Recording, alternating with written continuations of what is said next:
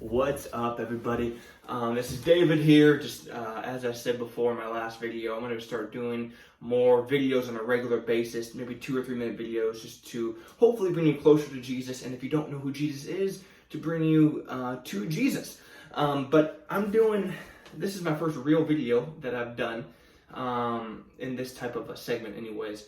And for whatever reason, the Lord brought me to a verse that it wasn't in my natural mind to do this video first, but the Lord knows better than I do. So I do believe that there's going to be many of you who get touched and blessed by this teaching here today, short teaching.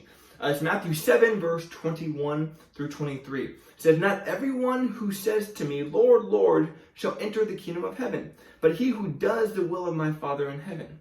Many will say to me in that day, 'Lord, Lord, have we not prophesied in your name, cast out demons in your name, and done many wonders in your name?' And then I will declare to them, 'I never knew you. Depart from me, you who practice lawlessness.'" Now, to be honest, this verse, when I first read this, it brought a lot of fear and anxiety, and just fear, because I'm one who prays for the sick and see the sick healed on a regular basis. I prophesy. I'm an evangelist, and so this is what I do because I see that when people get healed, that brings them closer to Jesus. And so, of course, I'm going to use that. But then I read this verse, and I'm like, I have some fear because I'm like, I don't want to prophesy and heal the sick if I'm going to lose my salvation, if I'm going to be thrown into the lake of fire. Like, that's not my goal. But then the Lord really revealed to me 2 specific words in this passage, and it's in the last verse that I read. It's verse 23, and I believe that this it set me free, and I believe it will set you free as well. And those 2 words are the words "never" and "practice" in verse 23. I'm going to read it again. It says, "And then I will declare to them, 'I never knew you. Depart from me, you who practice lawlessness.'" Now, the people who are in this context, the people who are seeing the sick healed and being prophesied, or doing the prophecy, it says that the Lord never knew them.